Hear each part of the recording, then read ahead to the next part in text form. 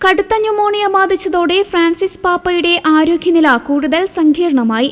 മാർപ്പാപ്പയുടെ 2 ശ്വാസകോശങ്ങളിലും ന്യൂമോണിയ ബാധിച്ചതായി Vatican press office അറിയിച്ചു.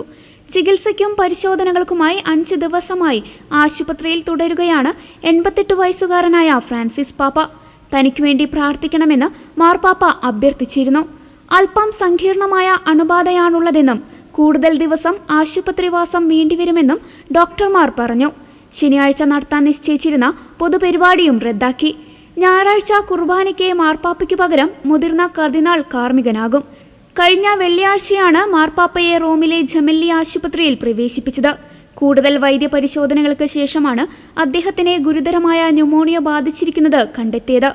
അർജന്റീനയിൽ പുരോഹിത പഠനത്തിനിടെ മാർപ്പാപ്പയുടെ ശ്വാസകോശത്തിന്റെ ഒരു ഭാഗം നീക്കം ചെയ്തിരുന്നു. അനാരോഗ്യം ബാധിച്ചിരുന്ന മാർപ്പാപ്പയെ 2023 മാർച്ചിൽ ശ്വാസകോശ പ്രശ്നമാണെന്ന് സംശയിച്ച് ആശുപത്രിയിൽ പ്രവേശിപ്പിച്ചു. പിന്നീട് ജൂണിലും 2024 ഫെബ്രുവരിയിലും ആരോഗ്യ പരിശോധനയ്ക്കായി വീണ്ടും ആശുപത്രിയിൽ പ്രവേശിപ്പിച്ചു. 2021 ജൂണിൽ അദ്ദേഹത്തിന് വൻകുടൽ ശസ്ത്രക്രിയ നടത്തിയിരുന്നു.